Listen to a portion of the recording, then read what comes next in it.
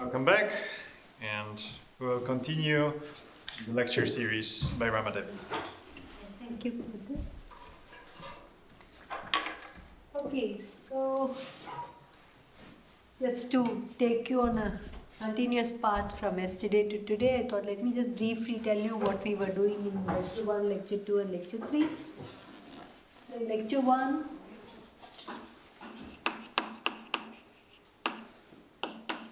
I gave you some overview of knots, lanes. Then I talked about ambient isotopy. These were invariant under Reidmaster move 1, 2 and 3. And then we went on to look at regular isotopy, where I said that this unknot is not equivalent to this one. And this is invariant under Reidmaster move 2 and 3. And then I said that these are sometimes called as a frame knots. I'm just confining myself to knots, but it can be extended to links also. And here is the surgery of frame knots in S3. They give you new three manifolds.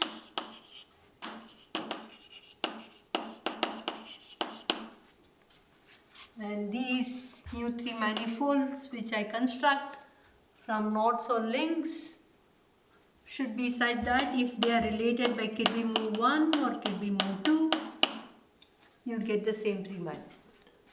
Okay. So this is what was the lecture 1. And then we went on to lecture 2.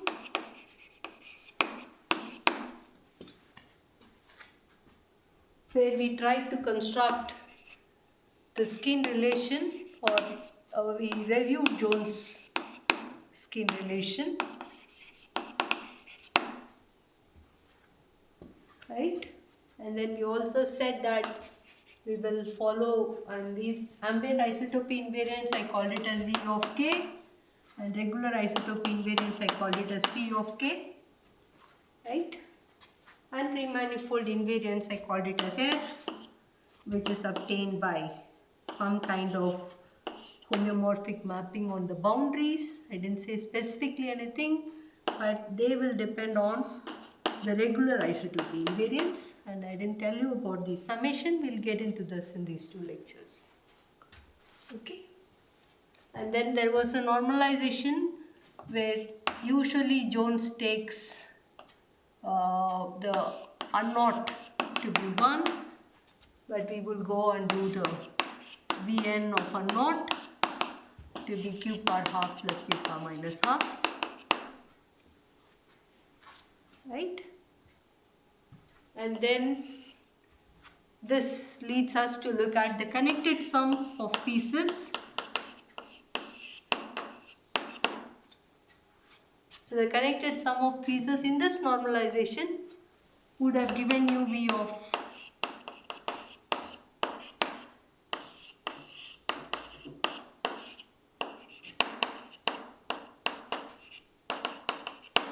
so this is what you would have got here. The same thing will be applicable here, where it will be Vn of connected sum will be Vn of A, Vn of B divided by Vn of unknown. Okay. So these are the, and we tried to give a brief introduction on Chern-Simons theory.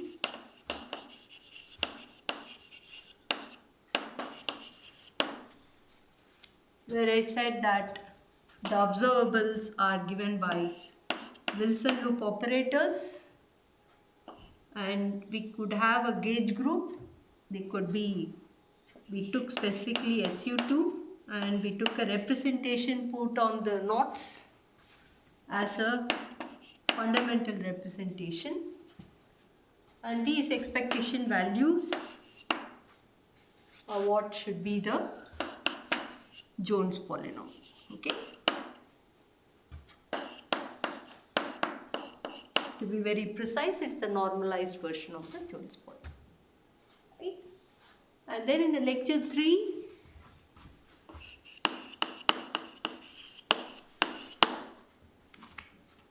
I specifically wanted to reproduce the skin relation. So, to obtain the skin relation, basically Jones skin relation,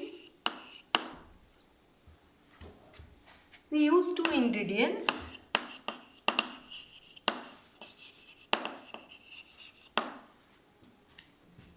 One was treat knots either as closure of braids or quasi-flat of braids. That's one ingredient.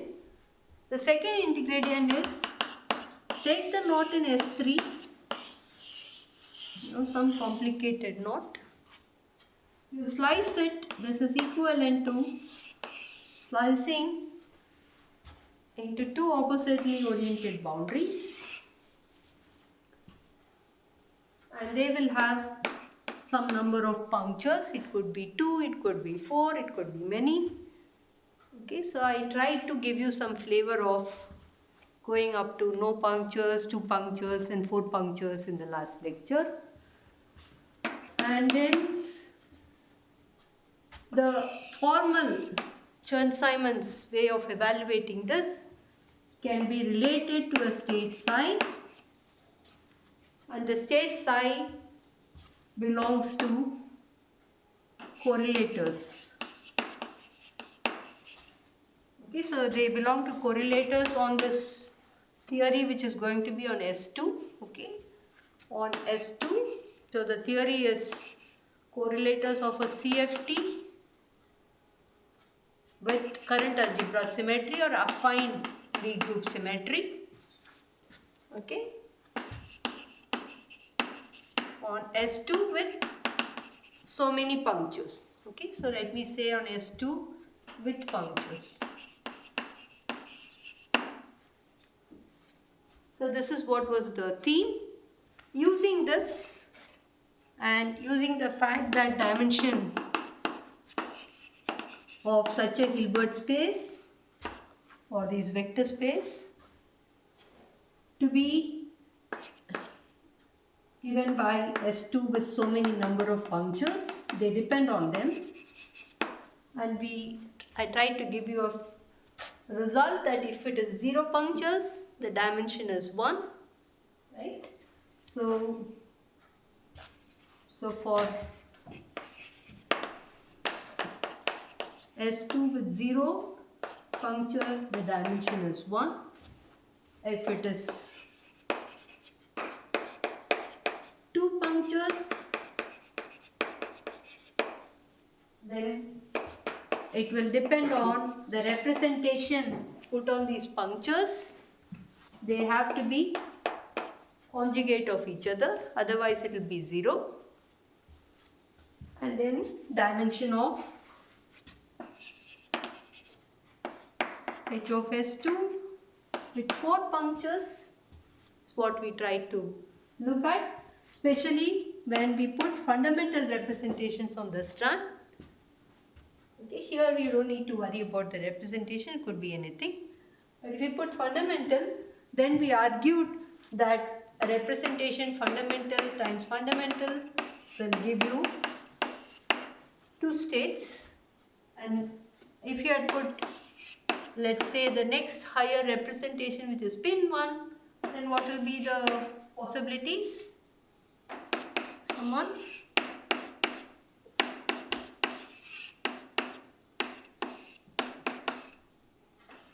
Is that all or anything I missed? These are the 3 or any more? I think these are the 3. So if we are, instead of fundamental, if I put spin 1 or this double box Young diagram, then the dimensionality of that will be 3 and not 2. Okay. So in the case of fundamental with 4 punctured boundary, the number of irreducible representation is 2. That defines for you the dimensionality of the vector space for a 4 punctured S2 boundary. All the punctures carry fundamental representation of SU2. So whatever I am saying for fundamental of SU2 is also true for SUN, because for SUN also it is fundamental. It will give you only 2. So it is 2 dimensional. Okay.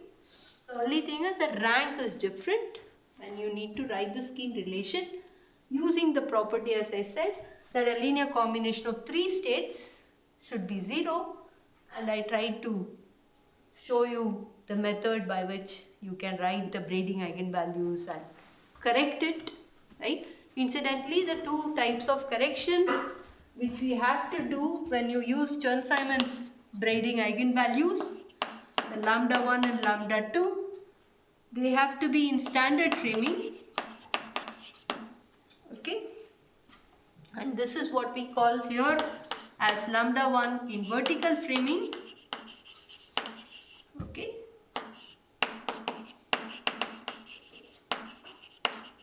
so this is you will have some frame correction which you have to do to work in standard framing, and if we put it in, we get exactly the skin relation of Jones polynomial for 4 punctured S2 boundary. Just as a quick question, instead of putting fundamental, if I put this, what kind of skin relation will I get? Now there are 3 states, so you should be able to write a linear combination of 4 states to be 0. Okay. And you will be able to get a skin relation relating 1 crossing, 2 crossing, 3 crossing and 4 crossing to be equal to 0, or you can reduce it and make it as reduce it and write the relation. And this has a lot of resemblance to Kaufman polynomial, okay? The bracket polynomial to be very precise. So that skin relation is useful to get the bracket polynomial, and then with this framing correction you will get the Kaufman polynomial. So in some sense, Chern-Simons theory with these 2 ingredients seems to reproduce whatever polynomials are available in the knot theory literature at that point, which was Homfly PT if you put SUN, Kaufman if you take this, but with some change of variable you can show that it will give you Kaufman, and you get Jones and many more. You can start playing around with many more representations, right? Now I'm looking at only knots, so I'm putting both representations to be same. But whatever I'm trying to say, we can start doing it for links where one component can have one representation, another component can have another representation. Sometimes they are referred to as multicolored links because the representations are called colored in the knot theory literature, and they put 2 different colors on 2 different components, they call it multicolored. And if they put the same representation, they just say colored. And for all knots, it's just colored. But sometimes in the link, if they say colored, it means the same representation. If they say multicolored, it could be different components carry different representation. Okay? You can't put different representation within parts of the knot. It's not allowed, because it traverses and the color has to go along that path. Is that clear? So today the theme is, so you can start writing skin relation even here. Okay? It just becomes very cumbersome and you may have to give many input. And it is not practically easy to go beyond fundamental to use the skin relation and try to find the knot invariant. Those will be colored knot invariants. We call it 2 colored knot invariants. We call it n colored knot invariants and so on. But then we would like to do a direct method. That's what I was saying. And today I will start giving you a feel of how to use these ingredients but directly evaluate without going through the skin relation. Any questions? I have a curiosity. Yeah. So when you, so the fact that the theory on the boundary of Chern-Simons is a conformal field theory is an experimental factor, you can argue it a priori. Yeah.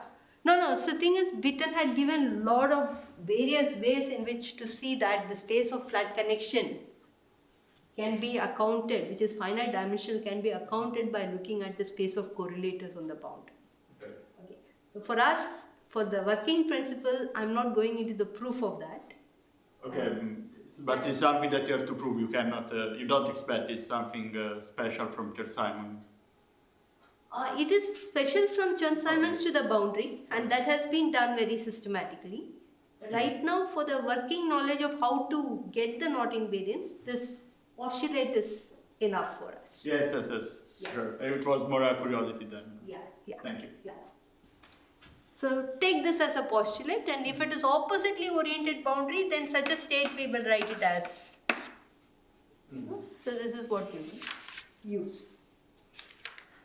Okay, so the same ingredients we are going to still follow, but I'm going to not do the skin relation but directly evaluate the knot invariance. Okay, so let's do that. I hope I've not left anything. If I had overlooked, I've just summarized. People who are present will know I have not missed anything, or if I missed, you can tell me. People who are not present, this is just to give an overview so that there is a continuity. Okay, so today's lecture.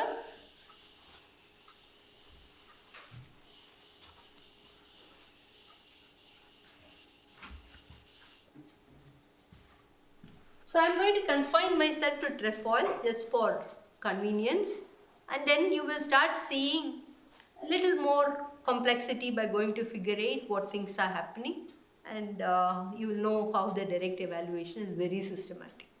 Okay. The first thing is that trefoil, as I said, is the closure of a 3-strand braid. Right. I can put it in S3. And I can slice it.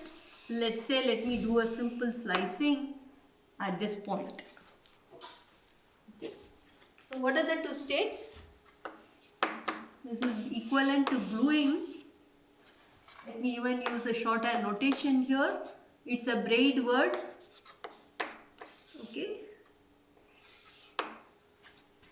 So in this particular case, the braid word is only between the, to be very precise, if you take 1, 2, 3, 4 strands, I should say that it is B2 cube, where B2 is the crossing between the, overcrossing between the second and the third strand, is given by the generator B2, and B2 cube is the braid word here. And then we have the other one without no braid. Okay.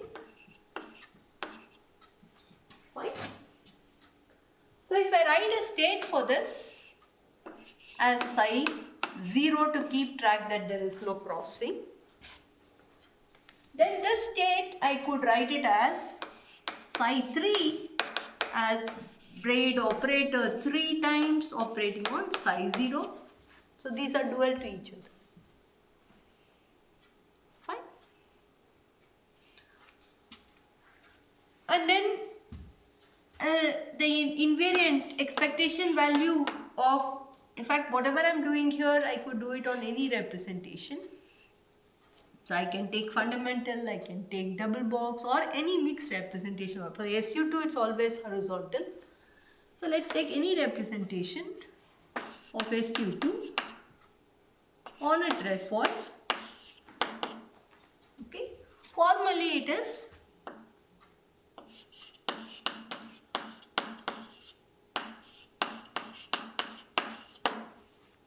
okay. So this is what we get. We still don't see the polynomial, right? To see the polynomial, usually, just like the way we do, we need to go to the basis where this braiding operator is diagonal. Okay, so we want to find eigenbasis of braiding operator. Okay, and one of the ingredient I said is that it belongs to the 4 punctured boundary, the correlator 4 punctured boundary, and pictorially, so those will define for us a basis. So pictorially, I can show that you can draw something which is of this type. Okay, so let me. So you have 4 legs corresponding to 4 punctures. Okay, and what we want is, we want to combine these two.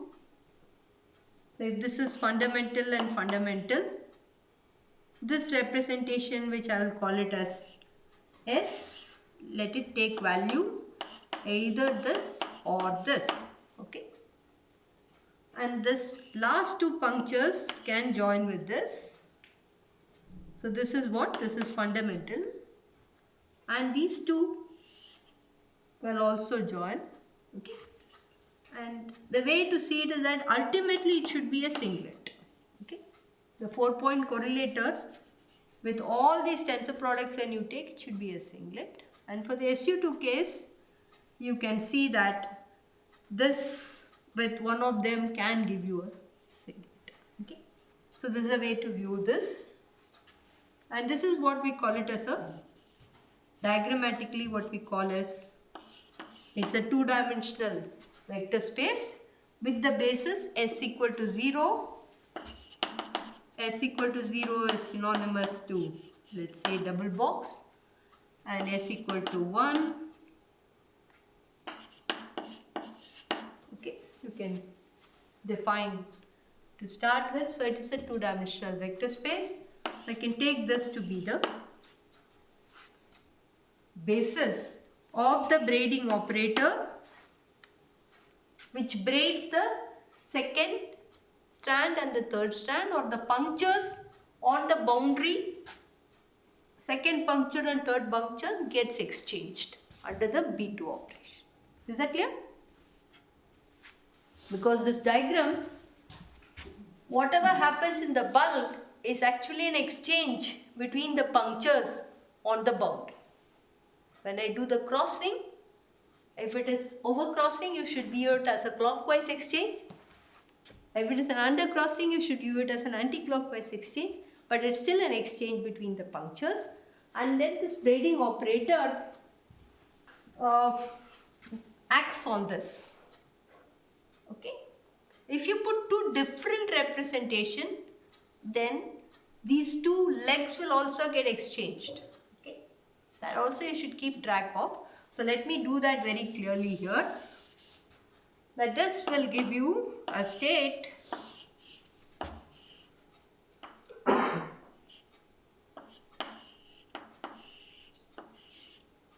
so if I call it as 1, 2, 3, 4, this will be 1, then 3, 2, 4. Okay. S will be the same, as I said, it is an eigenstate of this.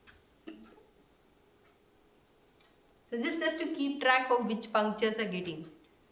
Formally, this can be written as an eigenvalue which depends on S and which depends on the representations put on the punctures. If I put both the representations to be same, it will be this and this. So if you want, you can call it as R2 and R3. If the representations are different, and then you will end up getting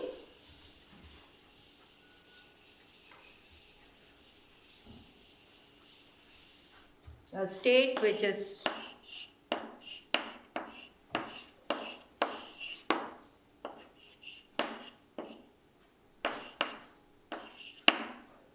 okay.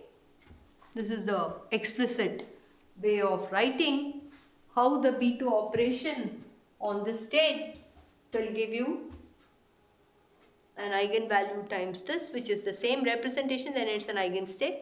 Different representation, you have to be, it's the square which will be an eigenstate. Okay, if you do it twice, then you will get the 2 and 3 back to its position. But if you do it once, then you get it only. Okay, so this is one, and this eigenvalue, I can pull it out from conformal field theory. This is what I said yesterday when we were writing the skin relation. And according to conformal field theory, if you had representation R1 and R2, you will have a sign, which I'll come to it,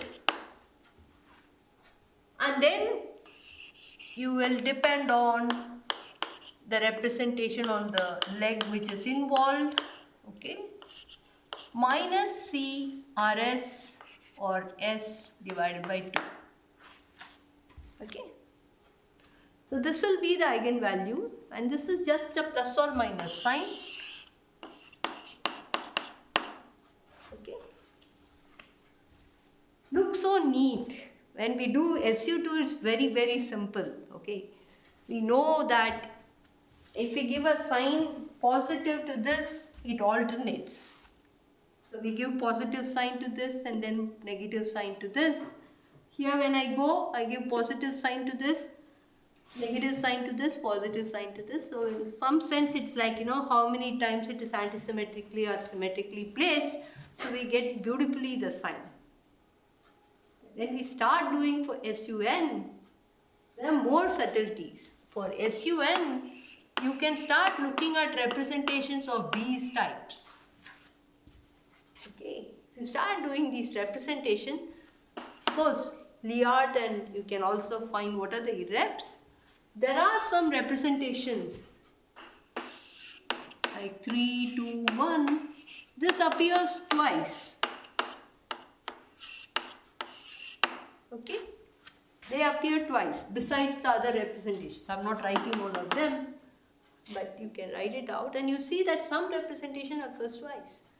Will you give the same sign to those, or will you give a different sign to them? And how do you order the signs? It's not very visible. Okay, so in fact, the way we fix the sign is by looking at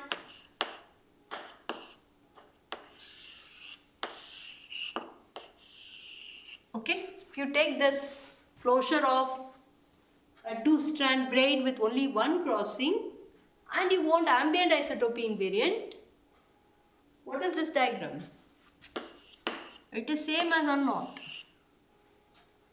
right? You can do Reidmaster move 1 and remove the rest, correct? If you do ambient isotopy invariant, right?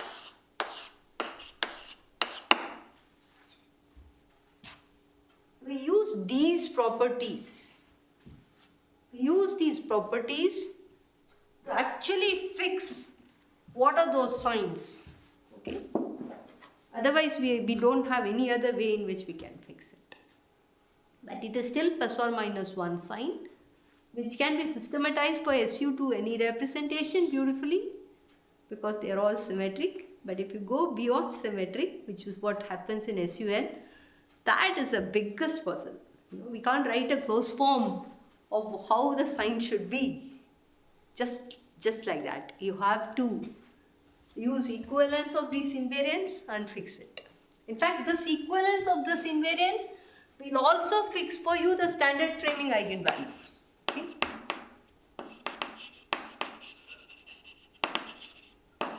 Okay. So if it is same representation, then you will have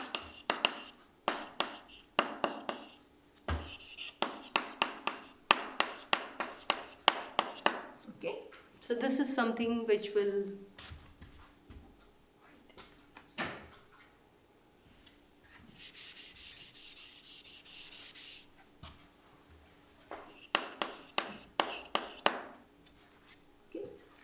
if it is different representation, there is some issue which we have to take care here. We try to propose something, but there are some things which are not that obvious, how to fix the standard framing invariant. These are straight away the vertical framing invariants. Okay. Vertical framing is also blackboard framing. So those invariants are straight away the vertical framing invariants. So whenever I want to do surgery of knots or links, I will use this. But if I want to compare with the known knot polynomials, I will use the standard framing invariant. The sign is not going to be altered when you go from one framing to another, but to fix the sign or to fix this framing correction, we need ambient isotopic invariant that these two has to be equivalent, and that fixes that the standard framing eigenvalue has to be this. Okay, so this is one thing which needs some exercise to fix it. Other thing to evaluate, so I have given you the braiding operator, right? But I have to also say what is psi 0. What is psi 0? Psi 0 is nothing but a 3 ball with this state, right? Is that right? It's opposite of. This is a dual state. You can write the. How do I fix the psi 0?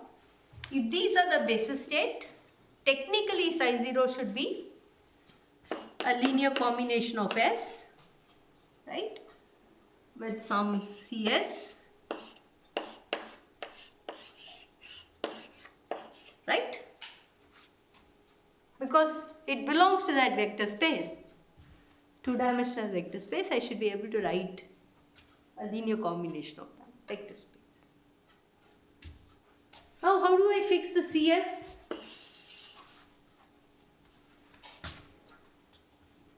I have to fix it in a way that if I glue psi 0 with psi 0,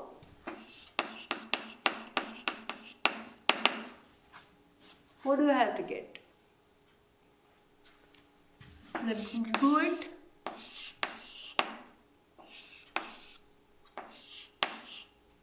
Gluing means connecting it, right? So what is this answer going to be? I'm going to do normalized, right, of for any representations. Okay, so it's not that I'm fixing a representation now. That is the case, then this is nothing but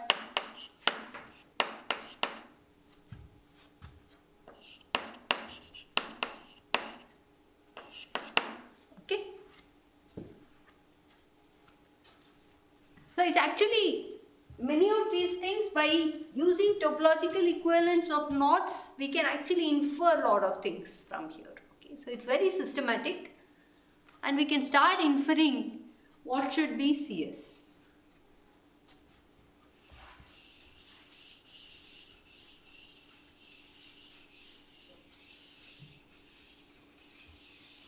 Okay, so I'll leave that for you to check using these properties. So what will happen is that you can show that CS will be quantum dimension of a representation under square root. If you try to put that in, what is quantum dimension? Formally, you can start writing the classical dimension, right? What is the dimension of this in SU2? You all know it's been half, fundamental. There will be two possibilities, right? And for a fundamental representation of SU2, it should be two-dimensional. So the classical dimension was 2. You convert this into a quantum dimension, which we put it by the number in square bracket. This, formally, any number in square bracket, you can write it as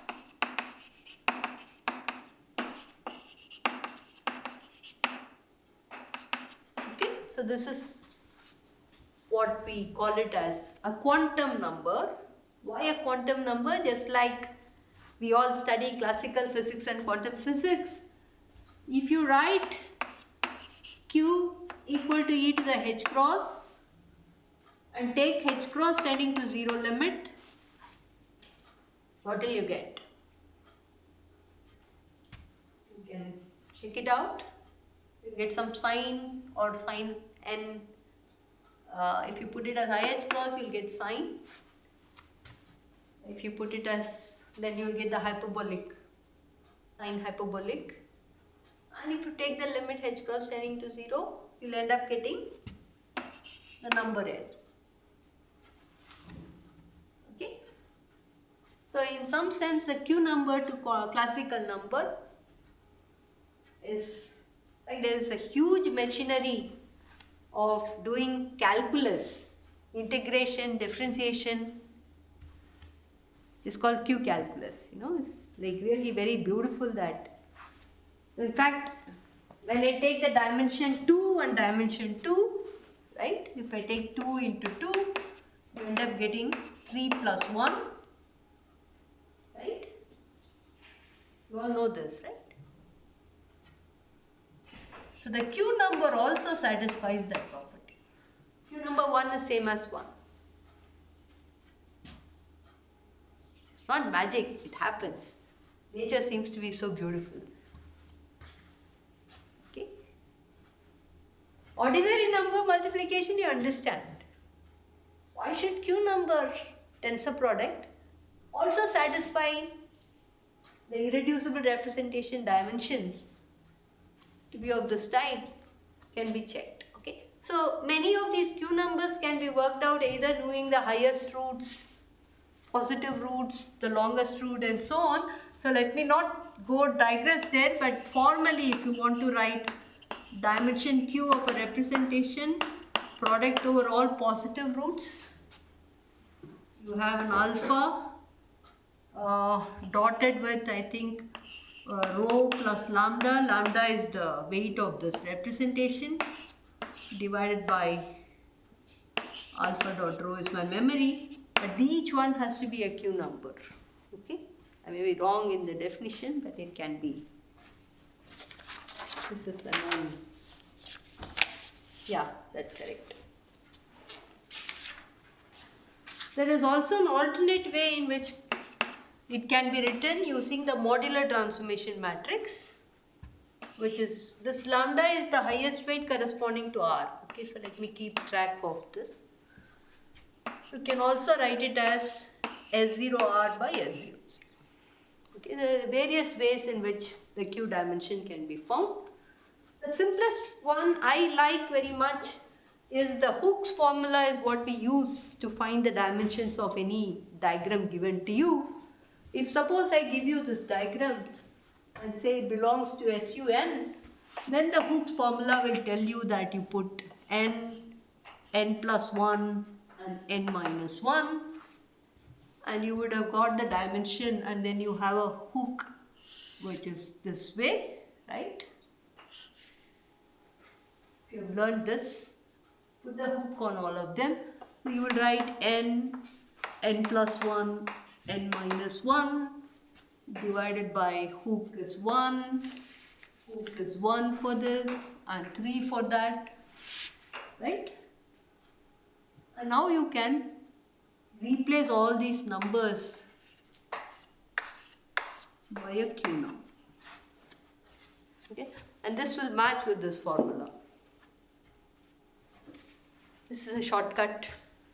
I still don't know whether there's a proof to show that this is same as that, but it works, and we know we start using this Q dimension formula. Of course, quadratic Casimir, of course, you all know how to.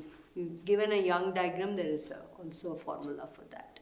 So everything is known. So now what I will try to tell you that this one will be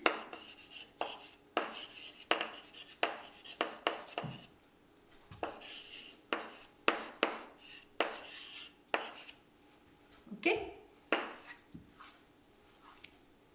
So plug it in. Plug in everything now, and what do you get for the trefoil?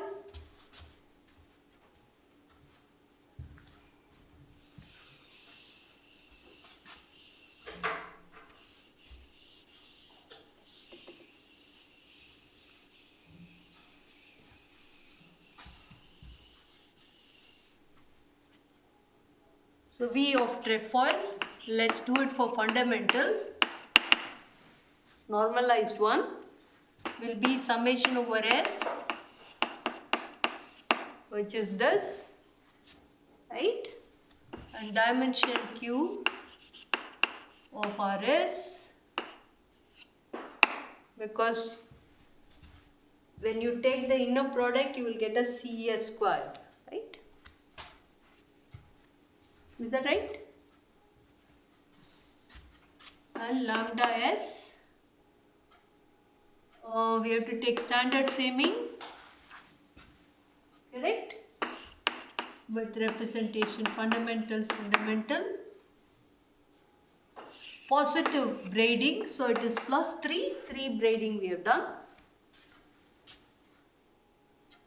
You get a not polynomial variable Q, straight. You can simply see that. You can use the fact that, so Q number 3 is dimension of this one, as I explained. So you can write this as Q number 3 times this eigenvalue. Yesterday I did work this out for you. What was it, if you remember? Q to the power of 3 by 2 minus 1, right? It's some sign. This had a sign or the other one had a sign?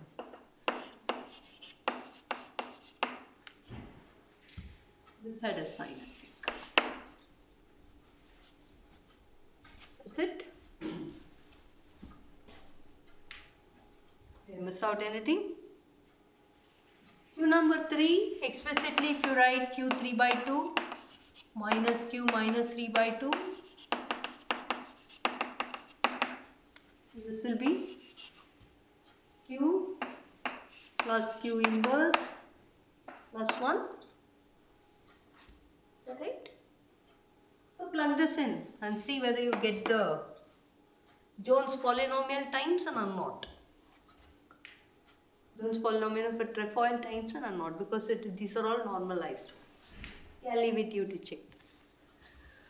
Whatever I have said for a trefoil, instead of putting it as 3 crossings, you could have put any number of crossings. Right? B1 to the power of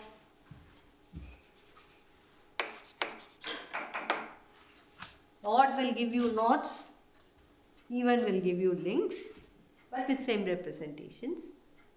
That formula is so powerful that any closure of a 2-strand braid with M half twists, you get straight away the answer. No need to do anything, no need to go through skein relation, nothing. Then that's a very special braid word, right? We looked at a very special braid word. We should like to look at least a little more different braid words. Right? You could have a B2 squared or B1, B2. What is this braid word? Anybody knows? If you do the closure of this, you will get a figure 8. More you will hear this belongs to a weaving class, which Vivek will tell us. These braid words, you understand this notation? What it means is that you have to do an overcrossing between 1 and 2, undercrossing between 2 and 3, overcrossing between 1 and 2 as time propagates, and then take a closure. But doing an exchange between 1 and 2 followed by 2 and 3, even in permutation, right? If you do a transposition between 1 and 2 consecutively and 2 and 3, order matters, right? You can't do B1 B2 is not equal to B2 B1. B1 B3 is equal to B3. Agreed? Right? Why? Instead of this, I could have taken a box with 3 crossings. Okay? I could have had a box with, let's say, 5 crossings.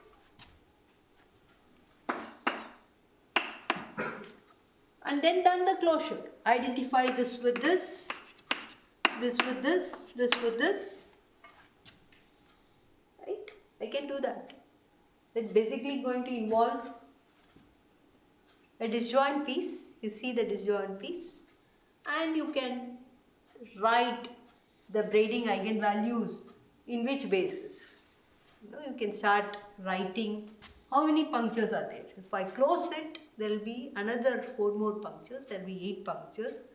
And I can work with a convenient basis for an 8 punctured case, right? This is 8 punctured. 1, 2, 3, 4, 5, 6, 7, 8. And work with this. So we'll come to this in the probably in the other lecture. Is it time or it has? Yeah, I felt it is. Okay. Do you have questions?